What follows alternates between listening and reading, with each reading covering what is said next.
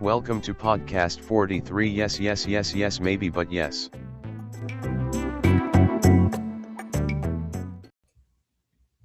Okay, and we are live again with another episode of podcast 43. And I just wanted to say a quick thank you to all our listeners and people that have stuck with us throughout. I don't even know how long we've been doing, like half a year or something. And all the new listeners, and we reached 1,000 total listens, so that's really cool. I just wanted to say thank you, and we appreciate you guys for listening and joining us every week. Yeah, thank you. It's really something. Quite a big milestone, and hopefully the first of many milestones. Yes, agreed. Next, 1,001 listeners. That's our next milestone. Let's hope we can get to it soon. Yeah. So, Chris, how have you been? I've been good. I was just enjoying my time ranking my favorite Blumhouse movies that I've seen, which I've seen about 25 of their horror films, not counting Whiplash and the Dwayne "The Rock" Johnson classic, The Tooth Fairy. But I realized that I didn't watch the first Unfriended, and so I did. Forgot that there were two. Well, the thing is that you would like to forget that the first one exists, because the second one is so awesome, because it's all about like the dark web, and like there's this satanic hacker group that has all these super cool powers that they can like control everything in New York City with a few keystrokes. But Unfriended 1 doesn't have any of that. It's just it's a lot of boring. I don't know. It reminds me kind of the tech walkthroughs that you'll look up on YouTube to find out how to get free Club Penguin premium memberships, when you're like 8 and the person's like using Notepad and they're like typing things out and like misspelling things on it. Yeah. It's like the only thing I can remember about the first Unfriended is that moment in the trailer where they're like, "Oh my god, they're manipulating us. Like, who's that in the chat?" And then the dude sticks his hand in the blender and like blood squirts out everywhere. The scene where the dude sticks his hand in the blender is definitely the highlight, because the kid reminds me exactly like of Jonah Hill. Like he's like kind of doing a Jonah Hill in Superbad knockoff performance. Nice. And then there's also a great part where like one of the guys is like, "All right, everybody hands up." To put their hands up. So it's like, we don't know who's typing. Like, yeah. So it also, I haven't used Skype in like, 5 years, 6 years probably. So it's nice. Think we only used it to record one episode, and then we tried, and then then we thought about switching to using Skype permanently, but then I don't know, it just didn't work out.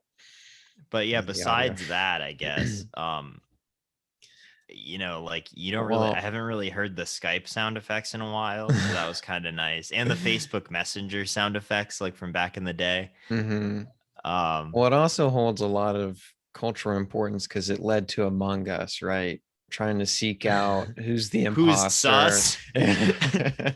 It was a great turning point in our generation. I would agree. Unfriended was kind of the first Among Us.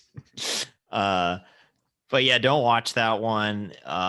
It's quite short. It's like, I think it's like less than 60 minutes. It's like 75 minutes or so, not counting credits. But like, it's still, just watch Unfriended Dark Web. Just skip to the superior sequel if you want a fun time.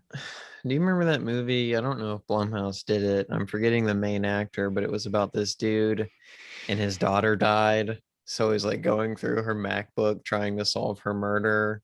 Oh, you're thinking of Was oh, what was that called? Inspector Searching? Searching? Yeah, was that a Yeah, but people Blumhouse? seem to like that movie. Like people seem to like enjoy it. Yeah, I mean, I can't speak for it. I've never seen it. It just seemed a little in the same vein as Unfriended and Unfriended Dark Web. And I want to say there was another movie around that time too that was in that style. And then we had there was a Pandemic Shot movie that was a lot like Host. Host. Yeah. There's that one too, Yeah, which I I want to watch believe that one. is the first pandemic made. I think they kind of hold that title, although I could be wrong. Yeah, I mean that one we gotta watch, and then also the one the Michael Bay produced one, Songbird or whatever it's called, I that like forgot nobody about that saw. one. And it's like also like it was Six like when the Underground. pandemic gets even worse and people are dying at a rapider rate, and it's like two people will be taken or will like their love for each other is separated by a pandemic, and it's like I don't know, just nobody watched it, but like it did come out at the end of last year. Man, it's tough to think during a time as dark as the coronavirus that people would choose not to escape reality with films, but just to seek more into the current issue. I would It's I would quite completely agree. funny. It's quite strange that people weren't Yeah. really excited to go escape into the world of Songbird. And there's When also I know we briefly talked about it. I'm interested to see what the time span is going to be like before we actually start getting like people looking back and people making films about the coronavirus. That's also going to be quite interesting. well, this is our Vietnam. Don't let people say that the invasion of Iraq or Afghanistan is our Vietnam. COVID is our Vietnam. Looks like Songbird is on Hulu actually right now. Yes. for everyone's double feature next week. Yeah, I mean, and then just to end on that note of pandemic films, there's also that movie Lockdown. I think it was called Lockdown with Anne Hathaway. What? Oh boy, Oh yeah. Who's that? That heist pandemic movie, directed by Doug Liman. What? I forgot. Actually, honestly, I don't even know if I knew that he did that. I forgot. Yeah, that movie looked. I think that's an HBO Max movie. I could be wrong.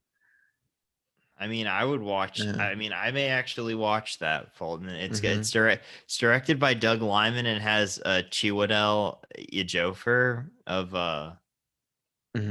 from 12 Years a Slave, Children of Men. Woody Allen's beloved 2004 film Melinda and Melinda that I know everybody is a fan of. Is talking about. Yeah. Well, it's crazy to think in 2020 we got a 2020 Doug Liman film and a 2017 Doug Liman film. We got them in the same year. Yeah, Oh no, I guess Chaos Walking is 2021. Well, I mean, the thing about Is Chaos it? Walking Yeah. is that it's actually a movie that was supposed to be made in 2005. Yeah. Yeah. Yeah, pretty much that young adult burst. Well, speaking of 2021 movies and recent movies, I got to see Voyagers. Oh boy. The new Neil Burger movie. Not to be confused with Greg Turkington's alias, Neil Hamburger. Oh man, I saw this movie on a matinee. I think that would probably be the best way to do it if you were to go see this movie. I normally don't. I have very very mixed feelings, and I think they lean a little bit more towards the negative. But I do want to highlight that I do find this film to be quite interesting. I think the story is quite interesting. It's a little cliched in the beginning because it's very reminiscent of Chaos Walking. It starts where they're like, Earth is failing, so we have to find a new inhabitable planet. But our current humans aren't going to be able to survive the time to get from our planet to the next inhabitable planet. So they basically put a bunch of babies on a ship and let them grow up. And it's about the story. It's about a group of these. They grow up, they're teenagers. That's when the film really starts to, I guess, take its go in its direction. And it's about them. I guess giving in to human impulses. That might be the best kind of way I can summarize it up. I think I find the script to be interesting, the plot to be interesting. I say interesting. I don't mean that it's amazingly written, because I think there are it's a little awkward in spots, and I don't think that it is the best. I should say this. I don't think it's the best story. And I know I said that earlier, so I'm trying to fix myself. I think the concept of the film is interesting. But when I got done with this movie, this is the only movie that I can think of that I genuinely didn't want to talk about. Because me and a friend went to go see it in the theaters, and I'll be honest, I just did not want to talk about it. I feel like the best way that I can kind of encapsulate how I feel about this film is I'm not a sports person, but I'm going to try my best.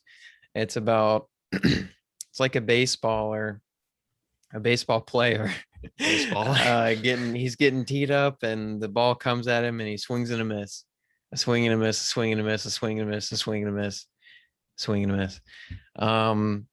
I feel like there's a lot of, I don't know, it's an interesting concept, but I feel like on all fronts it kind of doesn't live up to the concept, unfortunately. But there's always room to grow. He's done plenty of movies. I'm sure he'll do plenty of movies after this. He did Limitless. There are a few other movies that were kind of interesting that he did, but I haven't seen any of his other movies. But Oh, he did The Illusionist. yeah, I've always wanted to see that one.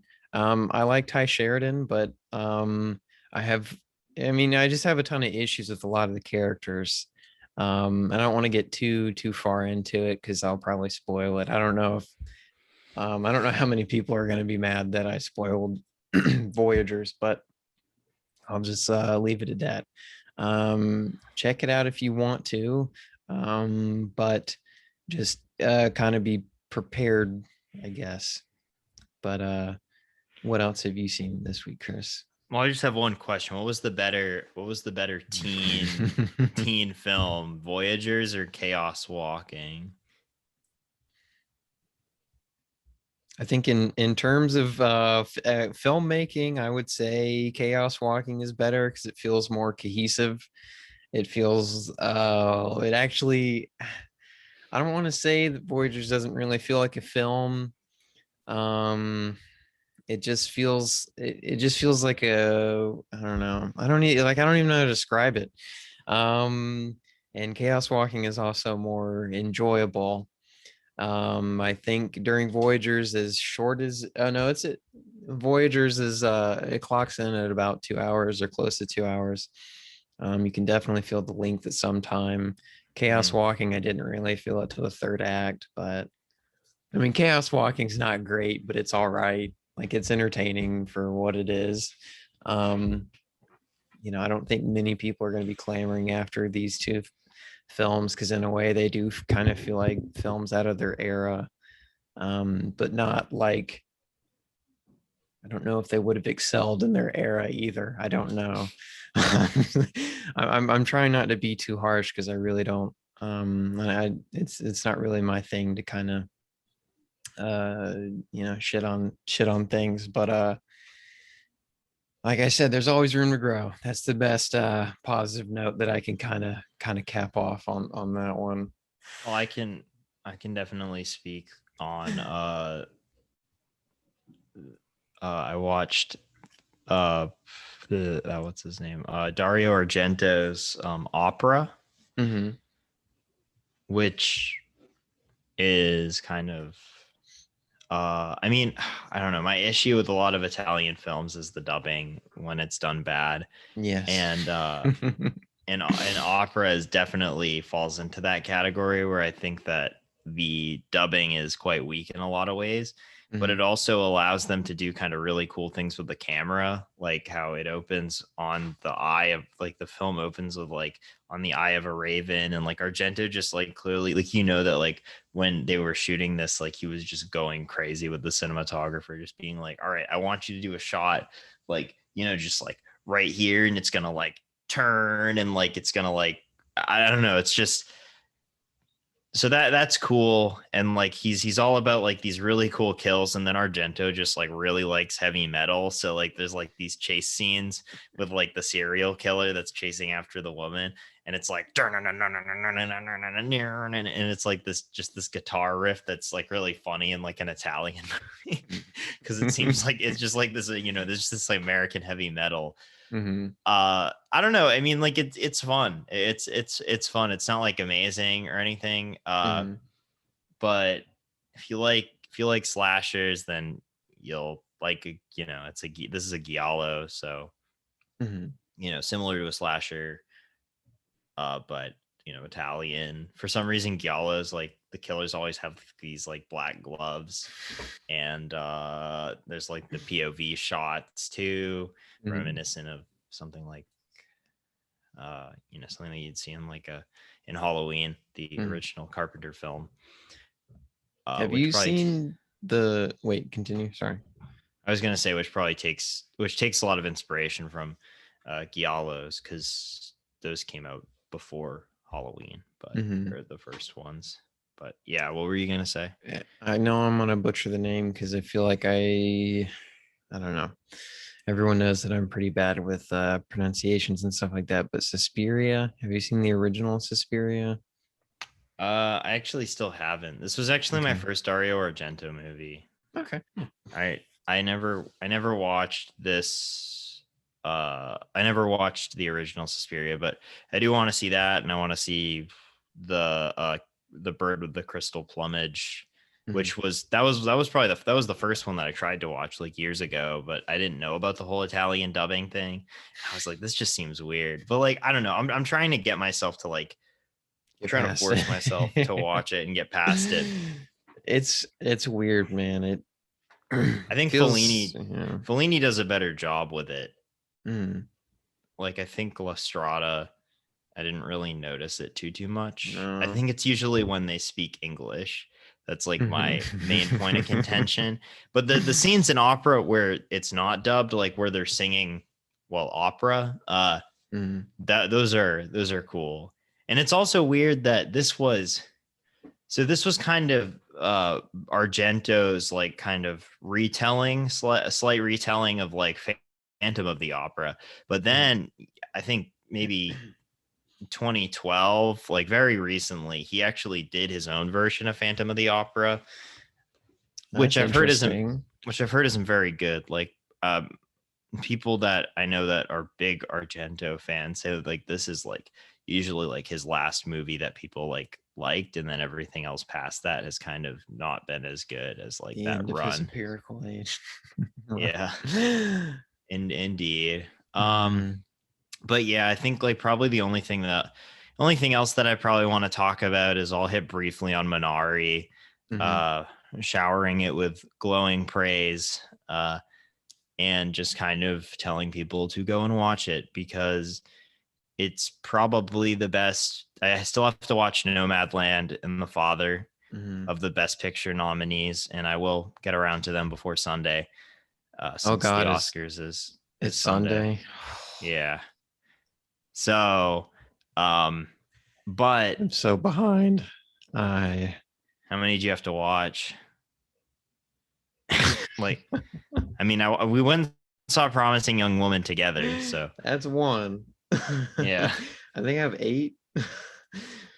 Or dude, you need 7? Oh yeah, because we did another round. Hold up. No, another round didn't win, but isn't nominated for Best Picture though. That was 1, 2, 3, 4, 5, 6, 7. I have 7, but really, I want to get Sound of Metal in, Minari, Nomadland, Pieces of a Woman, The Father, and Chicago 7. I'm not too in Ma Rainey's Black Room, Black Bottom. I'm interested in those, but I don't think I'm as interested in those as Sound of Metal and Minari are. I just haven't felt the. I've been very vocal. I don't. I'm just not. I'm not feeling the Oscar push. Good bit because I don't really care for the Oscars, but you know, I'm just not feeling. I just want. My mind is set on this. No, I think I talked about it last week, but the Dudes Rock 69-day summer challenge action movie, dumb movie list. My mind's been pretty set on that, so I've been chipping off a few of those with some buds. That's fair. I mean, yeah. But yeah, I will implore everybody to watch Minari because it really is. I think it really is as good as people are saying it is, and it's definitely the thing that I want to win Best Picture, and then probably after that, Sound of Metal. But Minari is probably one of the probably one of the best things that A24 has done in recent memory.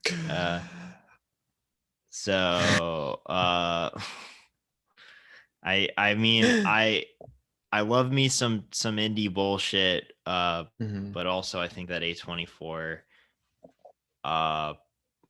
can also are not always perfect, Yeah, like any distribution company, but they make a lot of great things. And Minari is one that I will add to that list. Nice.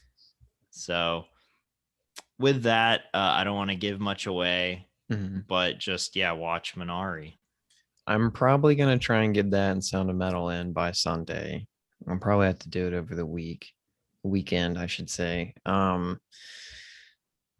was it? I'm excited for.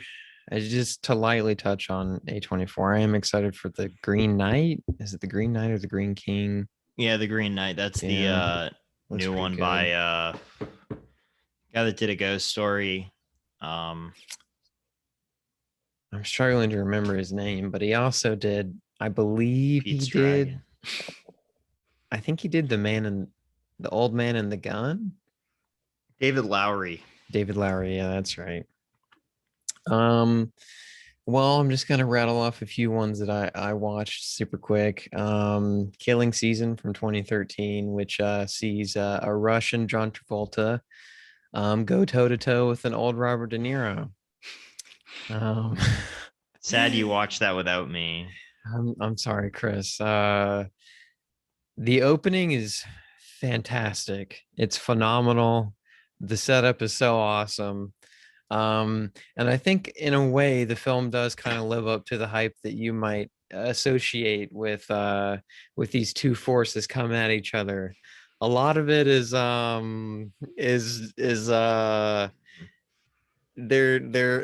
so they both want to kill each other. And the whole thing is it's them two duking it out in the woods. And it's pretty funny at times. Not that I don't think that it necessarily intends to be, but if you share me and Chris's sense of humor, you're probably going to really like this movie. I think on first glance, you might be taken a little bit aback from it because a lot of it is them talking about how like evil the other one is and like torturing each other. I'm not going to spoil it, but there's a great joke at the end of the movie. So just keep in mind that get to the end. There's a great joke and it's got an awesome payoff and it's very much worth it. I also watched 1986's a movie from 1986 called Highlander, which has Christopher Lambert. Oh yeah, I'm forget. No, so Christopher Lambert from Mortal Kombat, who plays an amazing Raiden. I should say. And then he's great in this movie too. Highlander, I think, might be a powerhouse of a film. I'm just gonna throw that one out there. I think when I watched it, I wasn't in the mood for it particularly, so I think on a rewatch it might be pretty good to pretty fun and entertaining. It's a very dumb movie, I'll be honest. And I think the way that the story is structured does not benefit the film at all. I think it would work better if it was restructured, um and not jump around in time so much. But if you want to see Sean Connery dressed up as a Spanish conquistador, I think this is the movie for you. He looks quite flamboyant, has a ton of makeup on, so that's pretty funny. I just mean that it's different for him. I've never seen Sean Connery quite like that. And Christopher Lambert has a katana, and he's fighting Clancy Brown as like a punk rock knight, I guess you could call him. But yeah, I would recommend that one. It doesn't quite make my legendary actions film list, but I think it might be worthy of an honorable mention. Rewatch Scooby-Doo, the 2002 live action movie. It's always held quite What a a dear. film. I know. Well, it's always held a quite a dear spot in my heart. It's from my childhood, but I think I'm trying to look at it not through the lenses of nostalgia, but through the lenses of it just being a movie. And I think it's a pretty fun and just like it's just a little fun, entertaining movie. I would be interested to see if they'd ever do a third one and get James Gunn back to write and direct it. Because I think he's a big reason of why those films worked, because the way they were written. Scooby-Doo movies, but they're all old, like they're like midlife crisis and stuff. The last movie. Oh, sorry, I got two more I want to talk about. Barbarosa from 1982. This film has what? How did I forget his name? Willie Nelson. Has Willie Nelson and oh my God, how am I blanking? Gary Busey. Has Willie Nelson and Gary Busey. It's more of I'd say it's a more of a slower Western, but it's okay. Willie Nelson in a Western. Yeah. Any music from him, or just acting? I think it's just acting. But he's a tall tale in the film. He has a legend to uphold. I don't want to speak too much on it because I think it's a decent movie. I think it's okay. The last one I want to talk about was Mortal Kombat Annihilation, the follow-up to 1995's Mortal Kombat. The Christopher Lambert-less follow-up. I know. The pain seeps deep, because this would have been the perfect time for Christopher Lambert to return as Raiden. But we get a low budget Clancy Brown to play Raiden, and Raiden's awesome in this movie. Whereas the first Mortal Kombat is a better made film, yes, I think this film is more entertaining because it is way more like out there and stuff. And the action is it's so funny. There's a scene where Raiden and one of the reptiles, there's like another fighter for people who might not know, because I'm not very well versed in Mortal Kombat, but Raiden throws a back kick, and then he like does a kick backwards, and then the reptile does a kick backwards, and it is like evolving kicks at each other, but they keep missing. It happens like six times, and it's pretty funny. Although maybe I shouldn't have said that, because it gives away that moment, but there's still plenty to see there. This film does make my legendary actions film list. Again, not as good as a film, I think, in terms of like the technical side. It's definitely not as well made as the first Mortal Kombat. I think the first Mortal Kombat you should definitely see, but this one is a pretty fun and entertaining follow-up. It's pretty funny too. So yeah, that's all I got. I was able to get more movies in this week, thankfully. Yeah, that's good. Yeah, it's That's been a good. while since I've had a list of movies that I had to rattle off. I feel like. Oh, I guess I do want to bring up Criterion just announced that they're putting out a Blu-ray release of the film Deep Cover with the neo-noir with Lawrence Fishburne and Jeff Goldblum. And so I watched it. And it's quite a time. I do want to see it. Yeah, the it's got your, I think it hits all the good beats of a good addition to the neo-noir canon, which is probably my favorite subgenre, noirs and neo-noirs. So you got really a complex plot about drugs and other things, and then going undercover to catch the dealers, and then just corruption in the police department. And I don't want to give much away other than that, but yeah, Deep Cover. I just have one question for you, Chris.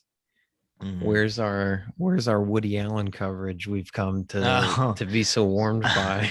Well, I did watch Rifkin's festival this week. Okay. Which if you want to talk about it, I mean, I can. I mean, I will talk about. I mean, Rifkin's festival. We got to keep this hot streak going. Rifkin's. I mean, don't worry. I'll make sure to watch one this week too. Rifkin's festival is Woody Allen's latest film. It's been released in Europe, but it hasn't come out here yet in America. So you may ask, how did I get to watch it? And I said, I tell you that I actually took a trip to Europe last week, and that was how I was able to watch it. So really cool that I was able to see the sights, and then also have a little bit of time to get in Woody's latest. But in Rifkin's festival, Wallace Shawn plays I think probably one of the greatest casting decisions of all time, and one of the best Woody Allen characters, Mort Rifkin, who is a former film professor / cinephile, and he accompanies his wife, who's a publicist, to the San Sebastian Film Festival in Spain, and he just kind of walks around. And you got your regular Woody Allen things about infidelity and in your relationship, and talking about intellectual mumbo jumbo. And then Mort Rifkin kind of like he gets really happy all the time, and like he's just like, oh my god, this like he'll find somebody and they know about movies, and he'll be like, oh, you like European cinema? You like the classics? And then I'll just talk their ear off. It's kind of like Midnight in Paris, but like not as good. And I don't even really like Midnight in Paris that much, but it's just Midnight in Paris, but Midnight in San Sebastian, starring Mort Rifkin. It's just a shame that it wasn't that this perfect casting of Wallace Shawn wasn't in that it was in a pretty not very good film. But you win some, you lose some. He's had a long career, so I mean, yeah, he's had a quite lengthy career, so you can't fault the man for having some stinkers at the age that he is. Definitely a downgrade from A Rainy Day in New York, though. Well, on that note, are we ready to move on to news? Yes, let's. Okay. In terms of trailers, we have a sequel to The Hitman's Bodyguard called Hitman's Wife. Samuel L. Jackson and Ryan Reynolds are returning. So if you finished The Hitman's Bodyguard and you were like, you know what, I want a sequel to that, that's coming. I've not personally seen it. I'm just surprised that they made a sequel to it. But to move on, Zack Snyder's Army of the Dead has a new trailer, so they're gearing up for that release It's next month, isn't it? Like early Yeah, May. it's early May. I think it's like May 4th or May 7th, if I remember correctly, but it's early May. And we'll be There's talking about it. At least I will. Yeah, yeah. I plan on watching it. Yeah. I'm actually kind of excited. But I need to watch Day of the no Dawn no Dawn of the Dead. Dawn of the Dead. Yeah, I need to watch that in preparation because it's been one of those movies I've always wanted to see.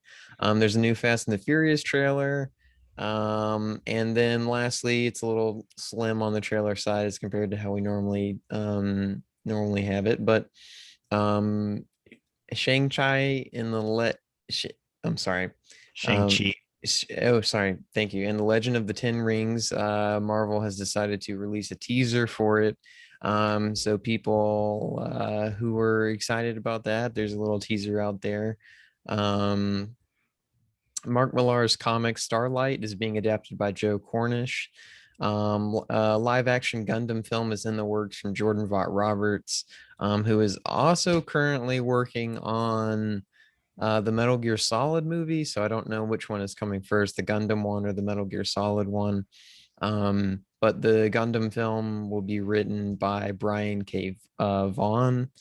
Duke Johnson has cast Ryan Gosling to be the lead in his next film, The Actor. Maggie Bett has cast Natalie Portman in The Days of Abandonment, which will be a film for HBO. Chris McKay, who did Lego Batman, is set up to direct Renfield, which is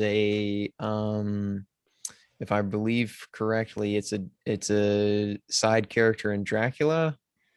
And the writer is Ryan Ridley, who has previously written for Rick and Morty. So this sounds quite interesting. I believe it will be live action.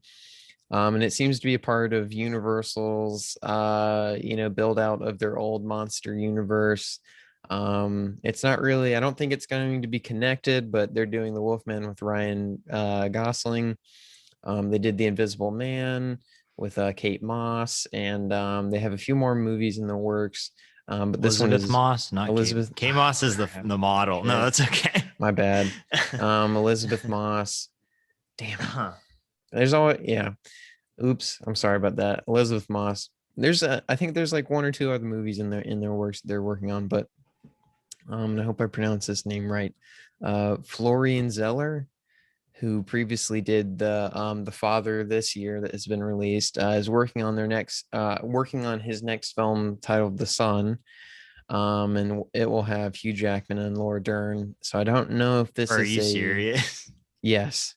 I don't know if I was reading into it. I can't figure out if it's a sequel, if it's connected, or if it is literally just a coincidence. But it seems a little too have a movie called The Father and then the next film is called The Son. And it's SON, not SUN. So it's just quite, I don't know, it's quite interesting. Mike Flanagan has chosen his next project that will be called The Season of Passage, and he is going to direct it, and hopefully we'll hear some casting news about that soon. But he has a new movie coming out for Netflix, I believe, but I'm forgetting the name of it right now. But he's a long-running relationship with Netflix. Amazon will release extra footage from Borat 2 called Supplemental Reporting Special. So when I say extra footage, it's a little unclear as to what this really is at the moment. They've said that it's gonna be like deleted scenes and scenes of Sacha Baron Cohen breaking character. So it just seems like, I don't really know why they're doing this. This seems more like a physical release type special thing, but I guess they might not have plans on making a physical release, so they're just putting this out there on the streaming service on Amazon Prime Video. So it's interesting. I don't know specifically why, but Paul Greengrass is already working on his next film called Night of Camp David, which is a book adaptation. And I was reading into the description of the book, and it's about a U.S. senator who has become skeptical of their mentally unbalanced president. So it just sounds like a joke writing itself there, but we'll see. It could be good. Paul Greengrass has made films in the past that are good. And we not recently, but we did cover News from the World. So hopefully it's a slight improvement from that movie. Johan Renneck, JohanReneck, is working on a movie called Spaceman, and it adds and the cast will be comprised of Carey Mulligan and Adam Sandler. I think they're the two leads. I don't know who else is in the movie. But speaking of new cast additions, Mads Mikkelsen is being added to the cast of Indiana Jones 5. So we got news that Phoebe Waller-Bridge would be added to the cast, and I thought it was going to be a duo, but it almost seems like it'll be a trio for Indiana Jones 5. So it's just quite interesting. I don't really know how it's all going to work, but I have faith in them, hopefully. James Wong adds Pilo Aspect, Pilouaspaek, to the cast of Aquaman 2. And in terms of Disney spinoffs, they are working on a spinoff called Stepsisters, which will be a Cinderella spinoff. And they have gotten Kristen Wiig and Annie Mumolo, I hope I pronounced that right, Mumolo, to write the script. So there's no word if they will be in it, but I would assume that they would be kind of like the perfect cast to put as them. I think they'd work really well in those roles. And lastly, out of nowhere, Downton Abbey 2 has been announced for a Christmas release. So they have shot that, and it has plans to be released on Christmas. So that's interesting. All right, are we ready to move into the feature film? Yeah, yeah. Let's do it. All right. And we are back. All right, so yeah, we are discussing the Marx Brothers film, the second feature film that they starred in, Animal Crackers from 1930, directed by Victor Heerman. So yeah. So I guess I should just give a little bit of backstory. Me and Chris first saw Duck Soup in high school in our film studies class, and I always very much enjoyed that film. And I've always wanted to return to the Marx Brothers. I just never have done it yet, so I was using this as an opportunity to revisit them and hopefully see more of their work, because they only have about 12 movies, I believe, 12 full like feature-length films. And so I was like, yeah, that's pretty easy to do, I would say. Just knock off them one at a time. But I wanted to choose this one because I've heard that it's also one of their best films. And for people who might not know who the Marx Brothers are, they are a group of brothers who specialized in, I guess you could say, singing, comedy, and wit. Although that comedy and wit go hand in hand. But they started on Broadway, and then they would come to adapt their Broadway plays into films. And this is one of them, I believe. I could be wrong. Yes, you're right. This is one. Yeah. So their first two films, their first film was The Coconuts in 1928. Mm-hmm. 1929. My apologies. And then they followed, which was based off of a Broadway show, and then they followed it up with Animal Crackers in 1930, which was also based off of a Broadway show. But the Marx Brothers originally got their start from vaudeville performances, and then they eventually moved on to Broadway. And so, I mean, if anybody doesn't know what vaudeville is, it's pretty much just kind of similar to burlesque, but more like family-friendly type musical performances. A lot of big people from that time came from vaudeville. Buster Keaton, Three Stooges, the Andrews sisters, Ron Ron Perlman. Perlman. He is ancient.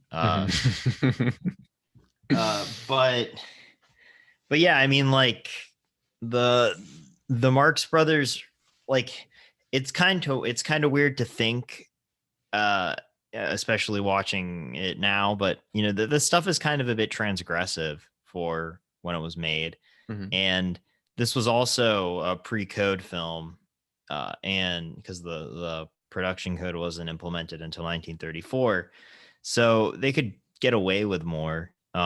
Which is interesting. Like, I mean, you know, you hear one of the jokes is like Groucho Marx goes, so he talks about something about how he has to talk to his husband about something. And it's just like an aside, but it's not even like played off in the sense that like, I mean, even the utterance are bringing that up in such an overt way under the production code, which was heavily tied to like religious doctrine as well, would be just completely unthinkable. Or that whole extended joke about a polygamous relationship. Who's gonna marry me? Is it you or you? There was something else I wanted to say, but it's escaping my mind at the moment.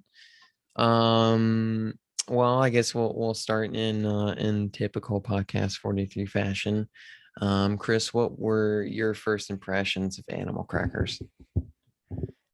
So I liked Animal Crackers. It's, if you like the Marx Brothers, then I think that you know what to expect. And as someone that does also really enjoy Duck Soup, and I find myself rewatching the song "We're Going Off to War" from that a lot because it is just so well choreographed, so chaotic. You get the kind of musical performances from them in this as well. It feels more like a stage play because it's adapted from that clearly. But you can definitely feel it.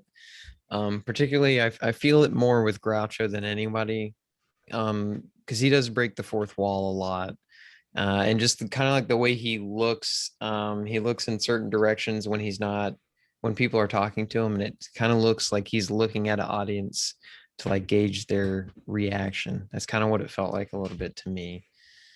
But continue. Sorry.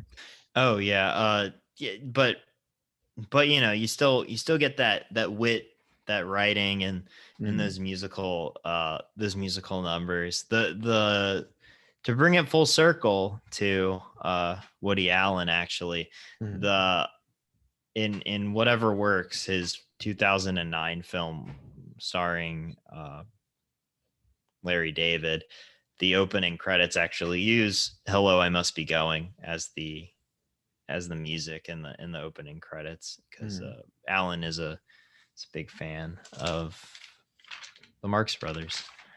Well, him and Rob Zombie. Well, yeah, him and Rob Zombie, because we see Captain Spaulding in this one. Yeah, Captain Spaulding.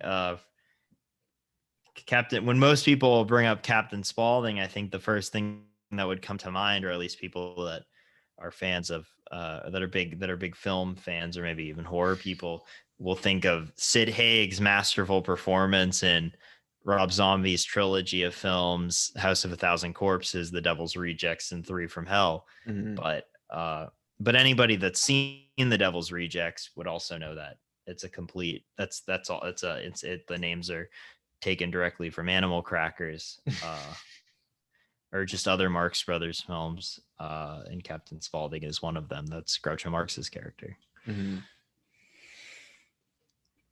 I think my just to say what my favorite bit was really quick, it comes very early on in the film, and I believe his name is the Professor. Is he the blonde curly haired? That's Harpo Marx. Yeah. Okay.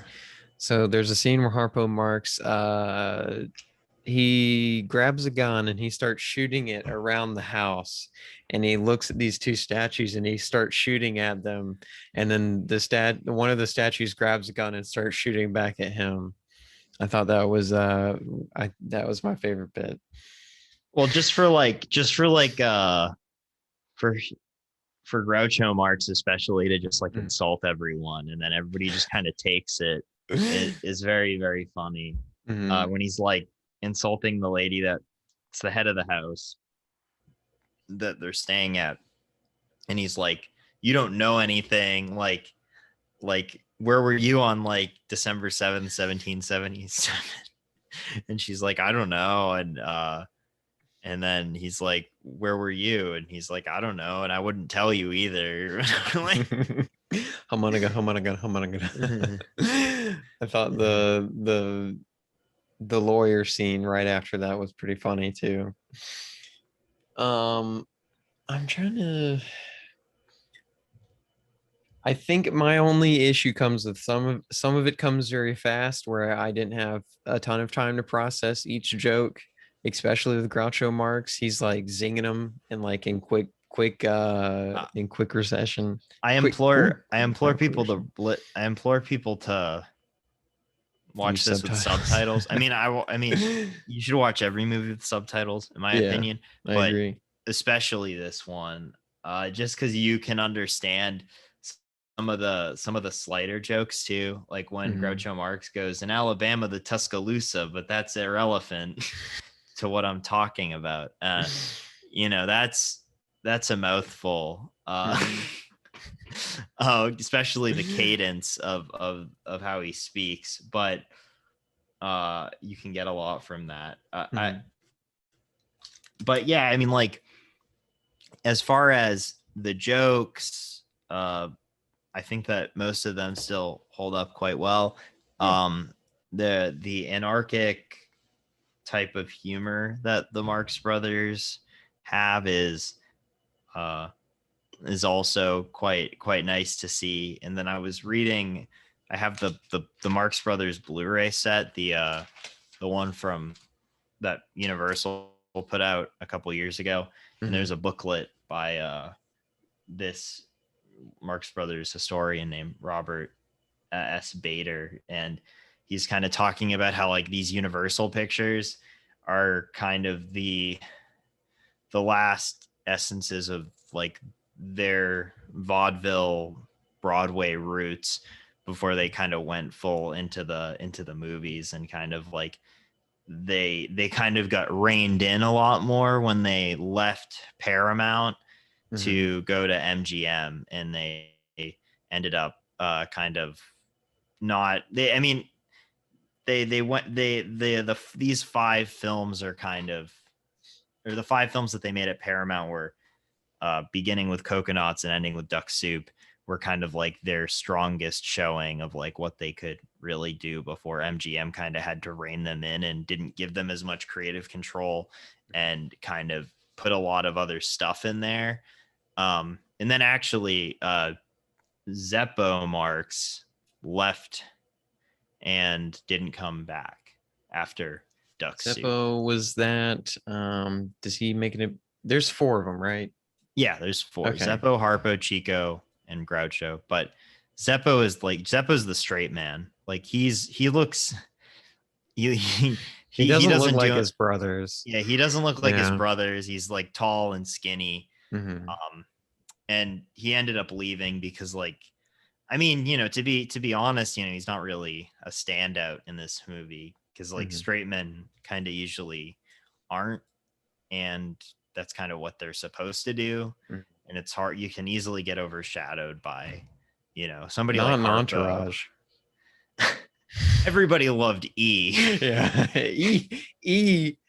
He redefined what the straight man could be in comedies. But okay, guys, so we're gonna talk about the 4 Entourage characters and what Marx brother they would be, because all right, so I'm thinking Turtle, definitely a Harpo, and then we got Groucho.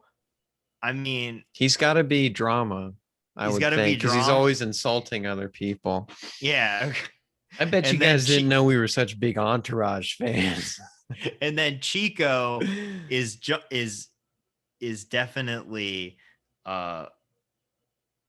what's his name? Are you thinking of Vinny Chase. Vinny, yeah. and then of course we have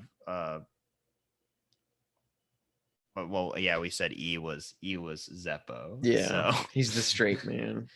So yeah, you guys think that these inspirations they all come from a place. They didn't just come from a mind of Mark Wahlberg.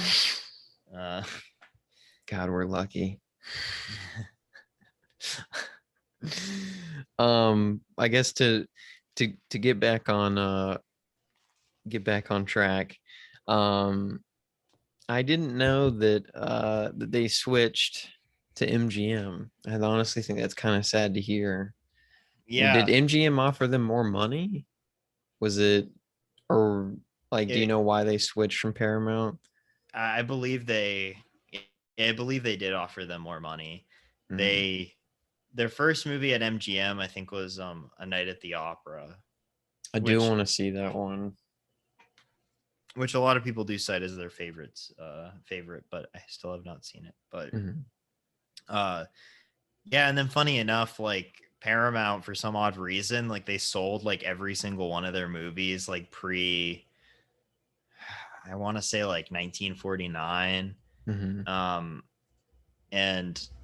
I don't know, I just think that like it's kind of funny when you put on Animal Crackers and it opens up with the Universal logo, and then that ends, and then Paramount's logo comes up. Yeah, at least for on the Criterion channel where I watched Animal Crackers, that was how it came up for me, and I was like, oh, that's they did so like, yeah, so like for some reason they sold every old like pre 1950 all their films to Universal, because they were like, nobody's gonna want to buy these are old news, and like Universal has made billions of dollars off of those movies, because when you think about that, like that includes like all these Marx Brothers movies, Double Indemnity, you know, like one of the no wonder MGM doesn't really have legs to stand on at the moment, man. I mean, you mean Paramount? Oh, Paramount, sorry. Well, MGM sold all their pre 1984 movies to Warner Brothers, so but yeah, no, it's this all thing's print money. I mean, literally, they I don't, sorry. Yeah, I mean, it's just wild. It's really funny. It's crazy. Like but yeah, so yeah, I always think that the singing in these films or the songs in these films are always quite catchy. I mean, they clearly come from that vaudevillian side of the Marx Brothers, but Hello, I Must Be Going is such a catchy tune, and it's also so funny, like when he starts kind of giving his speech, and then like everybody starts singing it again. Hello, and it's like, I must be going. but the thing is that like sometimes people are in on the joke and in on the chaos, and then sometimes they're just not. Like in that case, everybody's doing it and just kind of acting kind of absurd and playing in on this joke. But in other times, it's really only the Marx Brothers or the three Marx Brothers or three of the four that are actually like messing with everyone else and like making fun of them and like kind of running all these schemes. And I guess that also makes me want to talk about like the significance of the plot in this, because I really don't think it matters like at all. Like it's literally just to set up like multiple punchlines that pay off within the last like 5 minutes of the movie, I think. Yeah. We'll get into spoilers, because I don't think that I mean, even this, I don't think the spoilers matter too much. But with this film, Groucho Marx's character, Captain Spaulding, will be coming back from Africa, and to accompany him, there will be this painting, and both will there will be a party for Captain Spaulding, and they will also reveal the painting by Beauregard. I don't even remember what it was. I'll look it up. It was Yeah. the It was like Bouvier or something. But anyways, it's this great painting, and so multiple characters have the idea to steal it. There's this couple that want to take it and put in Beauregard, thank you. Beauregard. Yeah. There's this couple, and the male or the man of their relationship, I'm forgetting his name, or not the man of the relationship, the man in the relationship.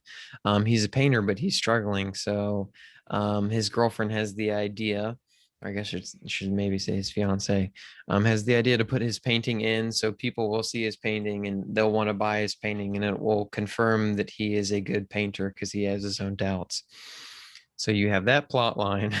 You have a second plot line where these women want to just flat out steal it, and so they decide to switch it out. Yeah, to switch it out for a fake. Isn't there a third? No. Yeah, and then there's the third plot line, which is about a woman and her boyfriend, and her boyfriend's a painter. Oh, but he doesn't make a lot of money. That was the first plot I was talking about. Oh, okay. Well, I think the woman switching it out happens first, though. Mm-hmm. And then the painter comes in, but the painter and his girlfriend, they enlist the help of the professor Chico. and it's the professor.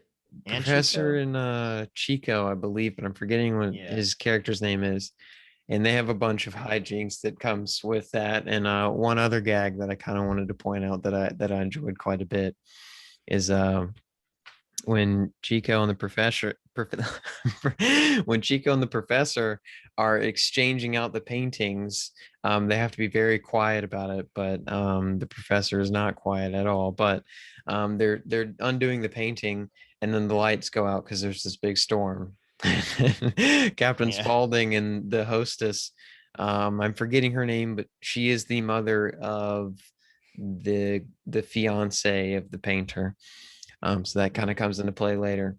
But they go in there and they're like, wow, we can't see a thing. Do you see? Or Captain Spaulding's like, oh my gosh, we can't see a thing. Do you see anything?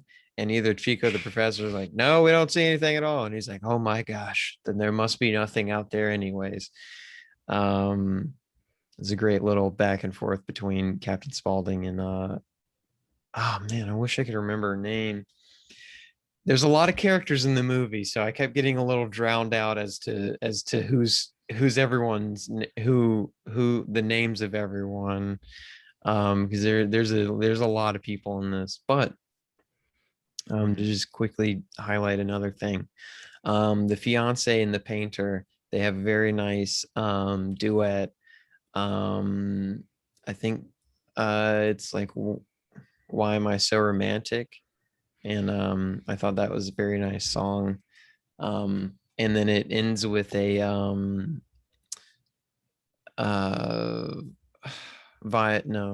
what's that called? A harp? Yeah, the harp. Yeah, the harp from Harpo. From Harpo, which I thought was very nice. I did not, you look at Harpo, you wouldn't take him for a very, very talented musician just by the way he's always animated, but I think it's a great kind of a kind of calming moment in a film that has so much going on all the time. So that's very true. And the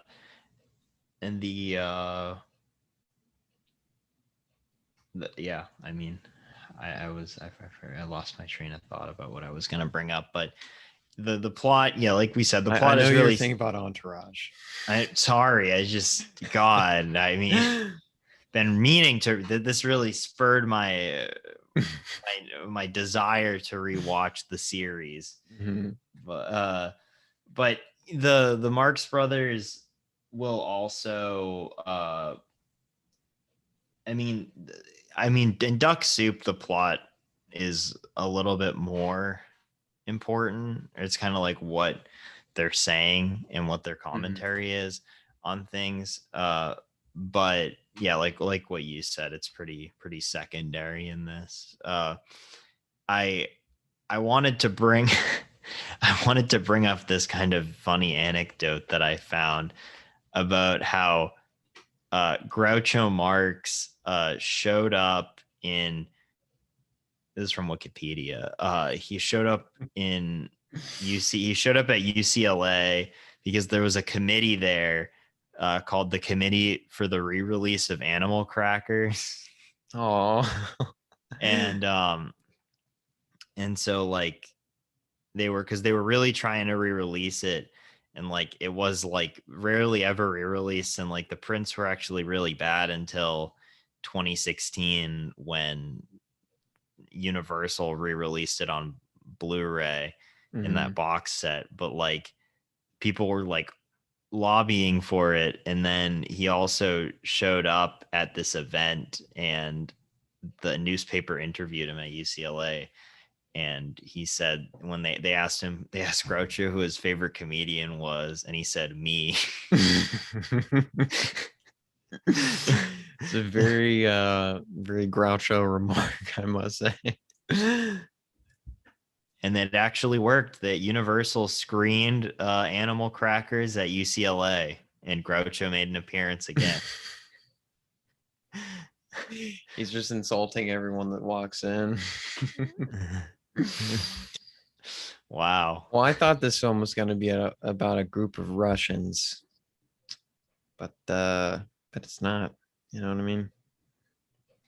So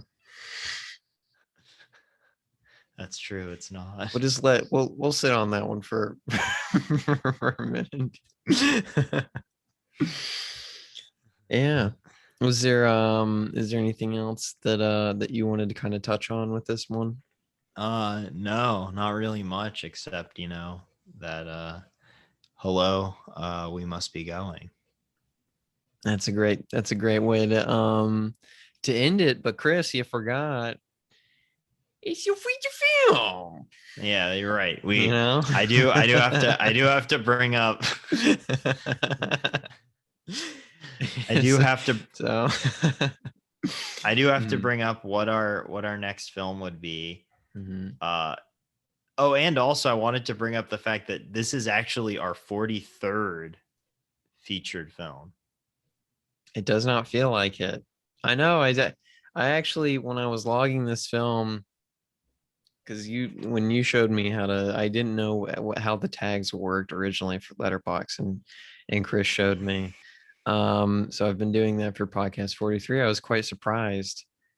I was like, it doesn't feel like the 43rd movie that we've covered, it just doesn't feel like we've done 40 films. I feel like we've done 10. Well, we've done a few triptychs, a few double features. So, they add up. One day we'll do a quadruple whammy. And that would be interesting. We'll do all 4 Entourage movies when they release the 3 other films that I know that they're gonna come out with. Dude, pandemic Entourage movie, that would have been the perfect time. Come on. It's about Vinny. He's like, I don't know what my next role is gonna be, and he's like, man, don't worry about it, it's okay. And then Drama's gonna be like, I can't pay my bills. And then it's like, oh yeah, we like him back in a second. Oh yeah, we should probably okay. But the feature film for next week is Southland Tales, directed by Richard Kelly from 2006. I would say one of the most one of the most interesting films of the aughts, as far as how ahead of its time and also how contemporary it was. We are going to have a friend of ours, Elijah Johnston, on, who's a big fan of Southland Tales, and we're going to go in deep in kind of just discussing this interesting post-apocalyptic film, and how consensus has changed over the years regarding it. So